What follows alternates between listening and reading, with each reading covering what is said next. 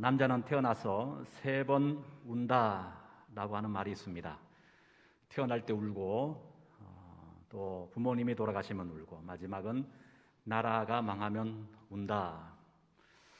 이렇게 남자는 3번 운다라고 하는 것은 유교적 문화 속에서 남자들은 자신의 감정을 숨기는 것이 하나의 미덕으로 여겼기 때문이 아닌가 싶습니다.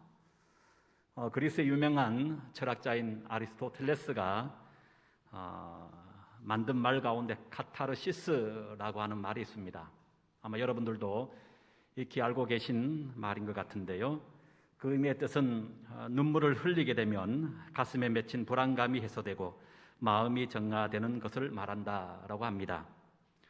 한 연구센터에서 우리나라 남녀의 죽음, 수명에 대한 조사를 했는데 남자가 여자보다 8년 정도 일찍 죽는다는 것이었습니다. 그 원인을 보면 남자들은 우는 횟수가 여자에 비해서 5분의 1밖에 되지 않기 때문이다라고 하는 겁니다. 감정을 그렇게 표현하지 않아서라고 한다는 건데요. 대신 자신의 감정을 안으로 삭히거나 그걸 술과 담배로 표출하기 때문에 상대적으로 여자보다 남자가 일찍 죽는다, 그런 말이었습니다.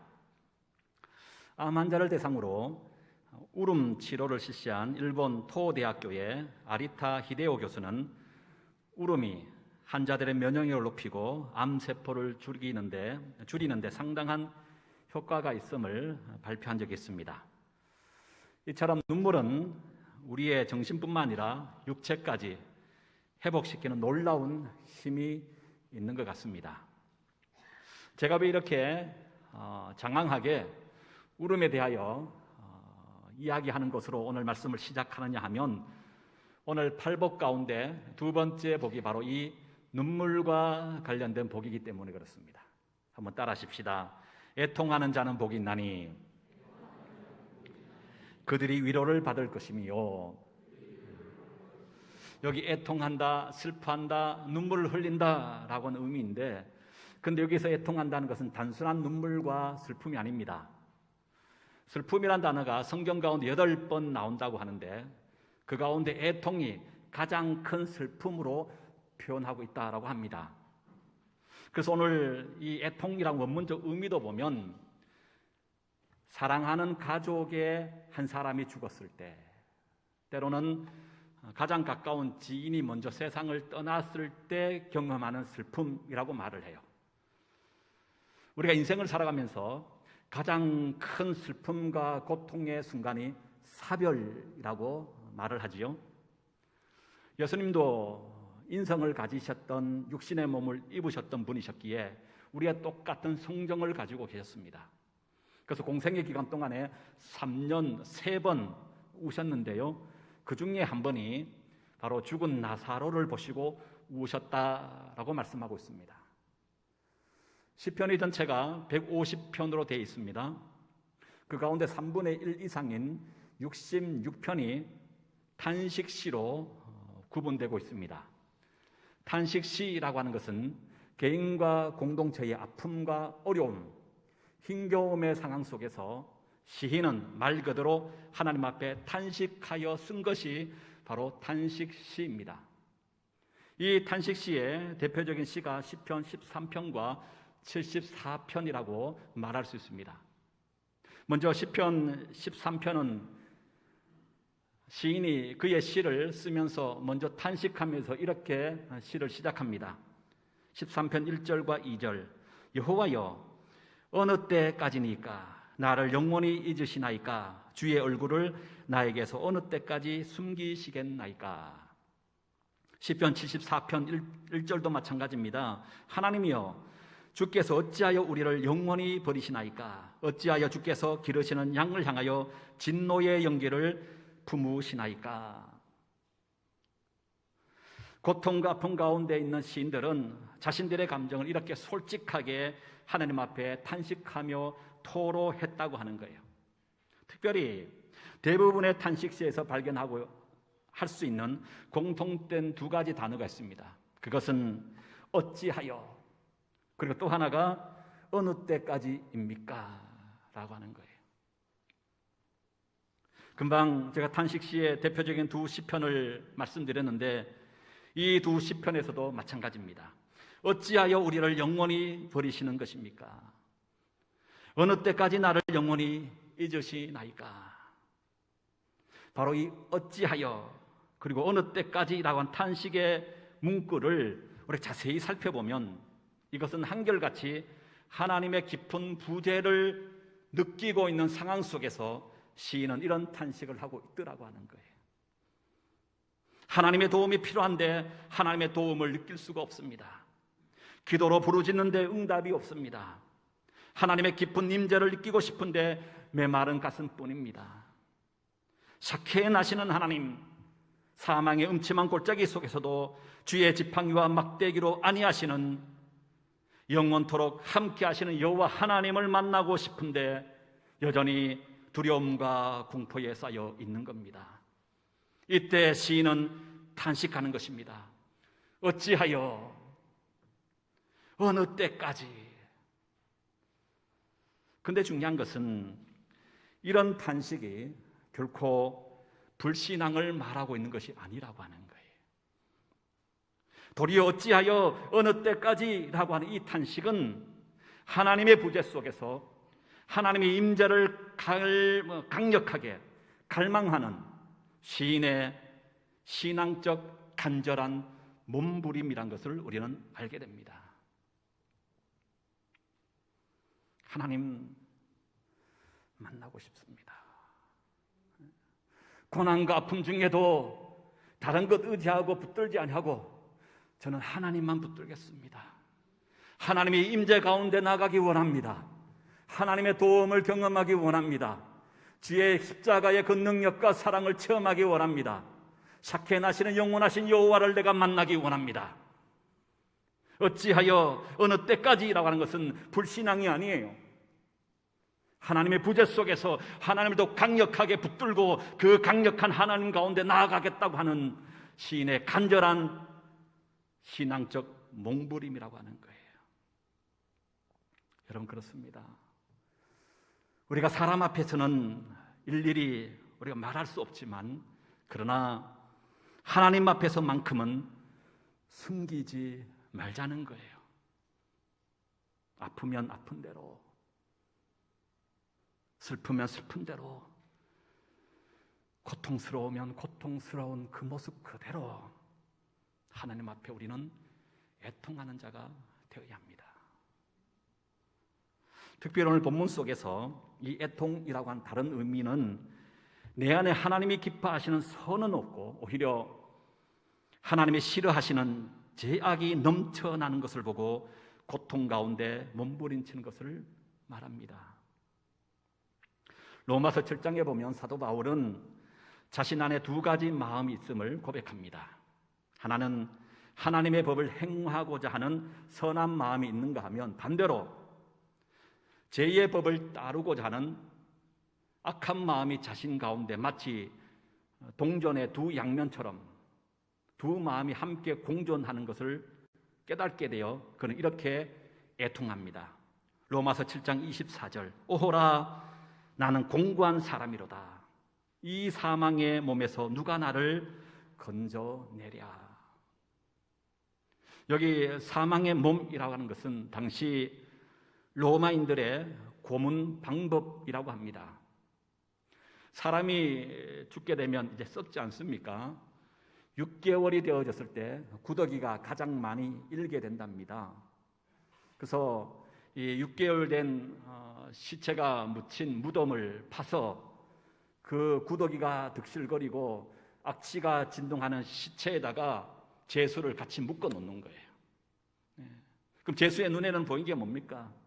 그 이글거리고 득실거리는 구더기가 눈에 보이는 거예요. 코에는요, 그 썩은 악취나는 그 시체의 썩은 진동이 코를 찔러요. 그리고 그 구더기들이 자기 몸에 넘어오면서 그 살을 파고 들어가는 거예요.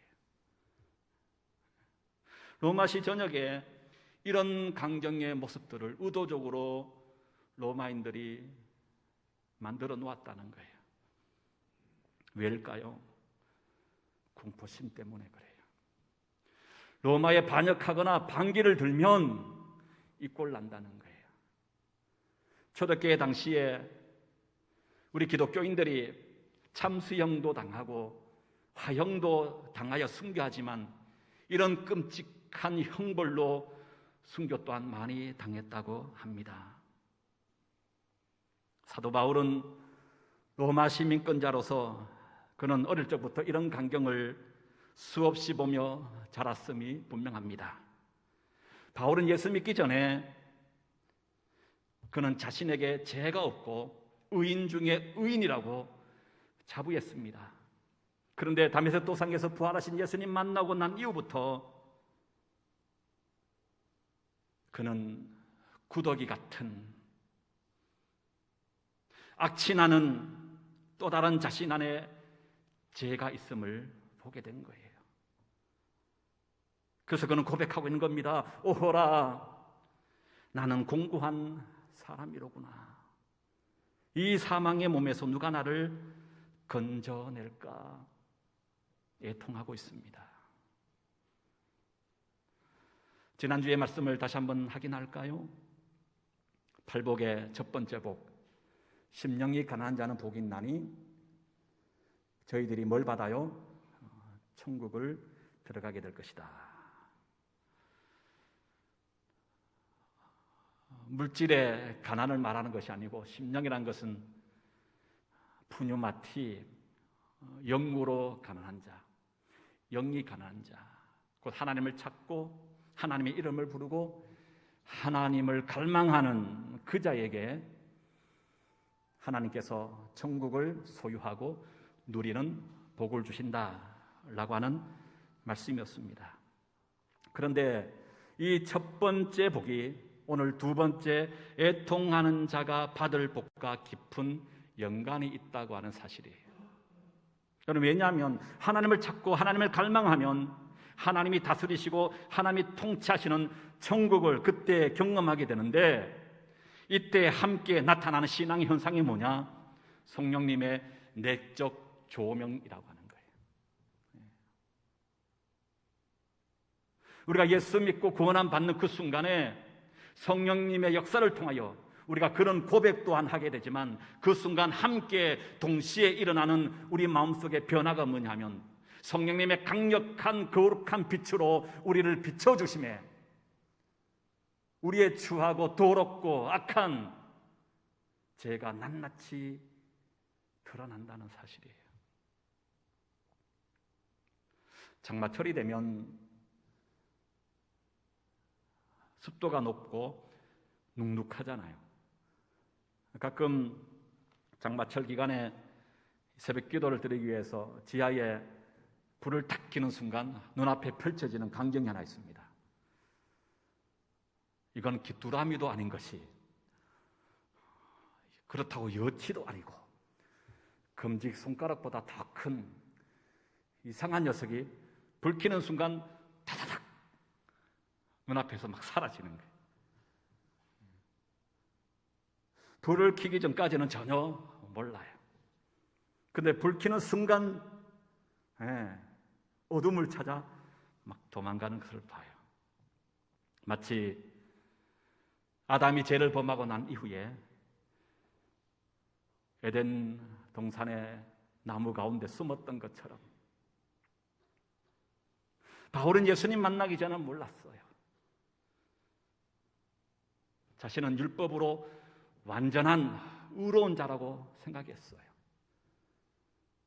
그런데 예수님 만나고 난 이후 성령의 강력한 내적 조명을 받으니까 자신 속에 또 다른 제약된 자신을 보면서 애통해하는 거예요. 오호라, 나는 공고한 자로구나.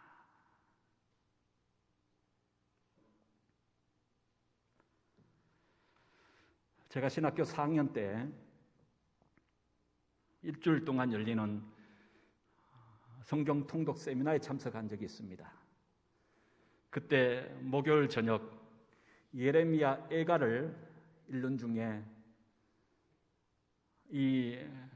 저는 개인적으로 그때 성령의 강력한 어떤 내적 조명을 받았다고 생각하는데요. 예레미야 애가의 내용이 어떤 내용입니까? 하나님께서 이스라엘 백성들의 죄를 더 이상 간과할 수가 없어서 바벨론을 몽둥이 삼아 그들의 죄를 심판하시는 내용이잖아요. 전쟁으로 인하여 이스라엘이 완전히 파괴돼 버린 겁니다. 성전이 해파되고 그 전쟁으로 인하여 예루살렘 전역에 시체들이 가득합니다. 또 어떤 경우는 엄마가 전쟁으로 인하여 죽었는데 어린 아기는 그걸 알지 못한 채 배고프다고 엄마 곁에서 우는 장면을 또 보게 되는 거예요. 예레미야는 이 전쟁으로 폐허된 예루살렘 전역을 다니면서 그냥 걸을 수가 없었던 거예요. 그냥 글을 쓸 수가 없었던 거예요. 그 눈물로 썼다 해서 예레미야 애가입니다. 저는 예레미야의 눈을 통하여 하나님이 함께 울고 계시다는 것을 그때 깨닫게 되었어요. 죄로 인하여 심판받을 수밖에 없었던, 그리하여 예레미야를 통해 대신 하나님이 울고 계시구나. 왜요? 부모된 우리는 잘 알고 있습니다. 자식이 삐뚤어지고 잘못 가면 어떻게 합니까? 종아리 걷어 해초리로 때리잖아요. 맞은 나이가 아프다고 방바닥을 뒹굽니다. 그 광경을 바라보고 부모의 가슴은 더 찢어지는 것 아닙니까? 하나님이 지금 그러시다는 거예요. 하나님의 눈물을 저는 본 거예요. 나아가서 그 하나님의 눈물을 흘리게 한 자가 저 이스라엘 백성이 아니라 바로 나라구나. 나의 죄 때문에, 나의 불순종 때문에 하나님이 눈물 흘리고 계시구나.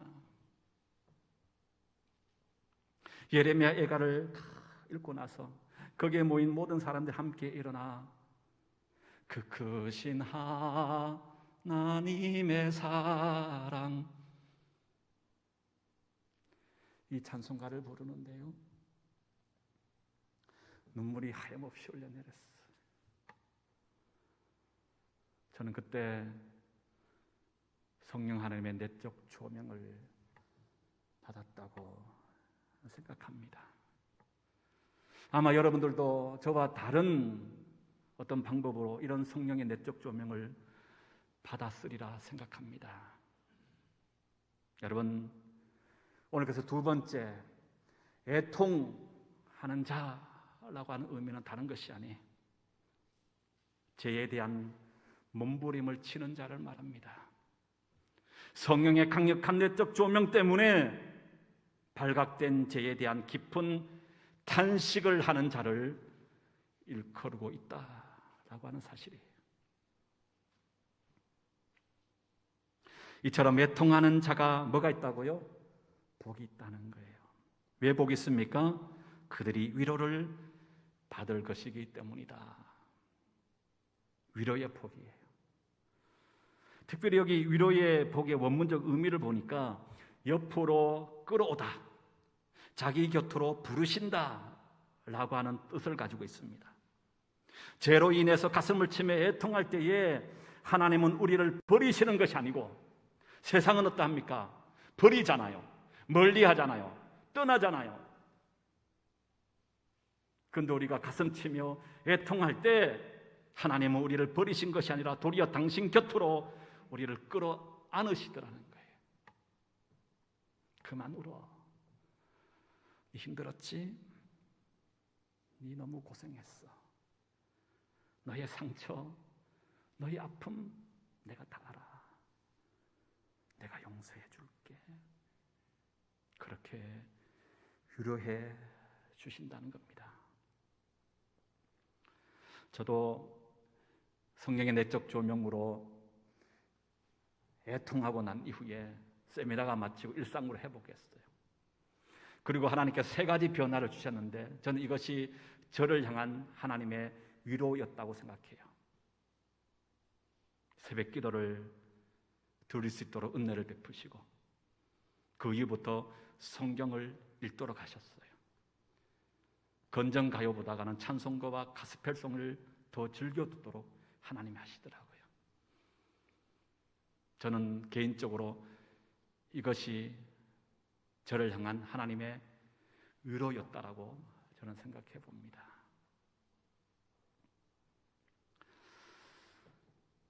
바로 이런 애통하는 자가 누리는 복, 위로. 성경 인물 가운데 가장 잘 보여주고 있는 것이 베드로가 아닌가 생각합니다. 마태복음 26장에 보면 예수님께서 자신의 죽음에 대해서 제자들에게 말씀하시고 난 이후에 그 자리에서 오늘 밤 너희가 나를 버릴 것이다. 이때 베드로가 말하지요. 모든 사람을 주를 버린다 할지라도 나는 결단코 주님을 버리지 않겠습니다. 그때 예수님 뭐라 얘기합니까? 오늘 밤 닭 울기 전에 3번 네가 나를 부인하리라.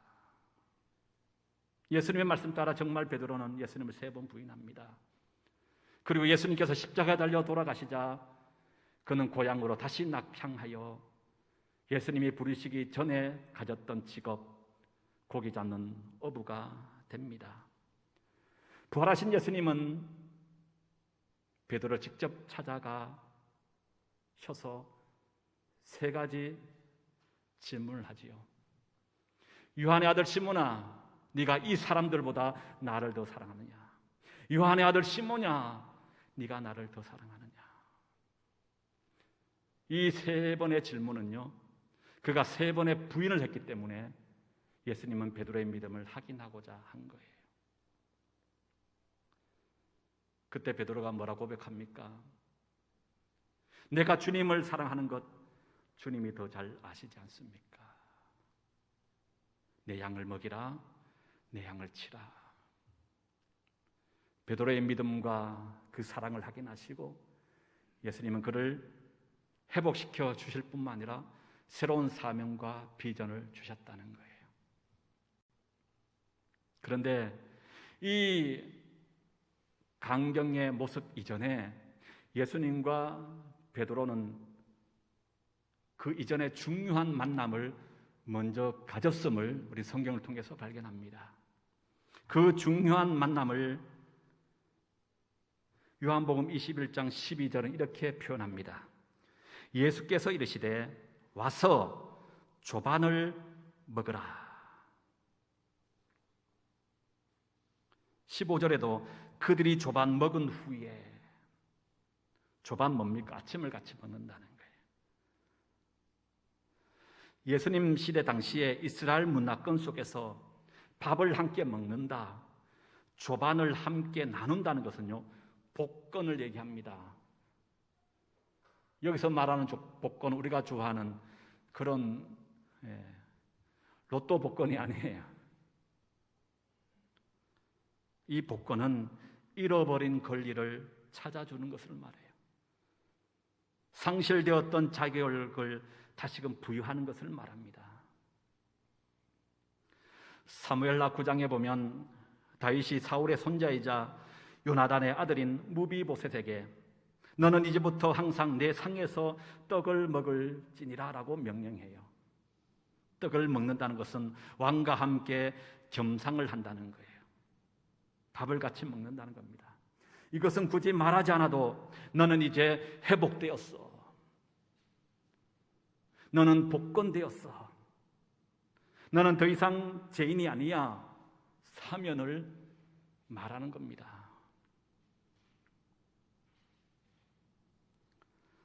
예수님께서 부활 승천하시면서 성령님을 너희들에게 보여주시겠다라고 약속하시잖아요.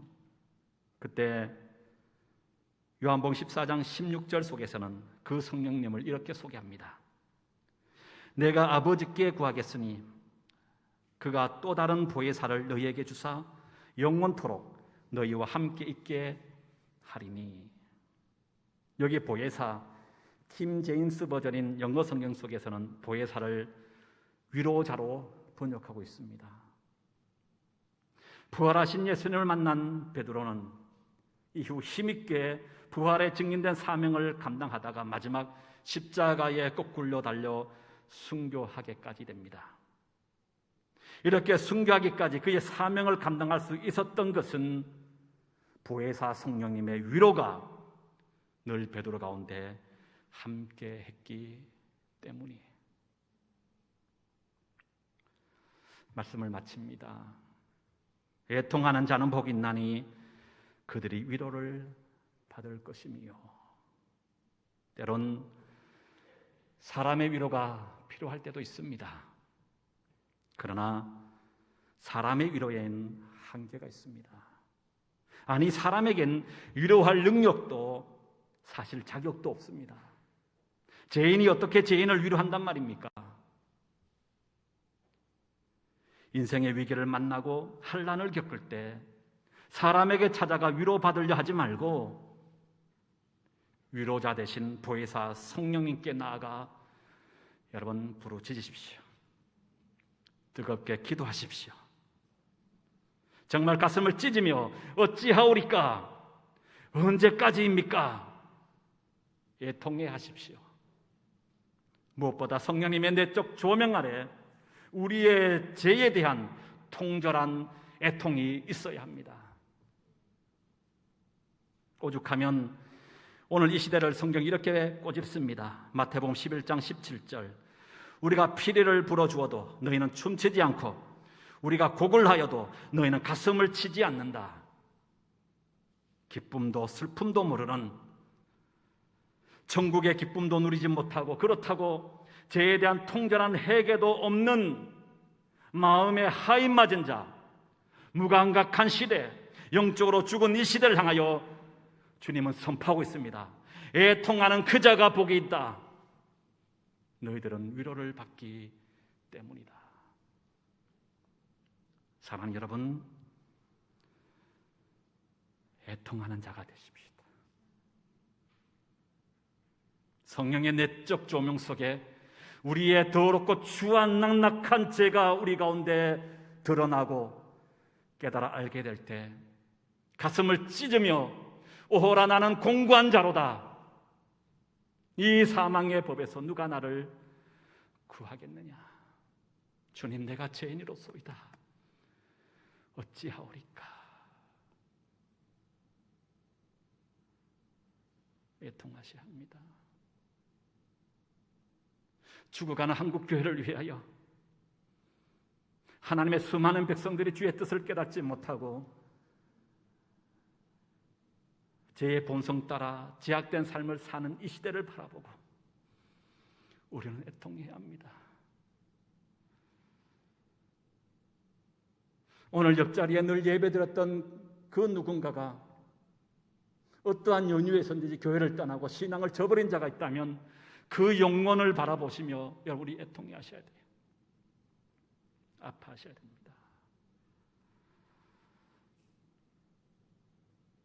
애통하는 자는 복이 있나니 위로를 받을 것이며, 이 두 번째 복 또한 함께 누리며 받을 수 있는 저와 여러분 우리 모두가 될 수 있기를 주의 이름으로 축복합니다.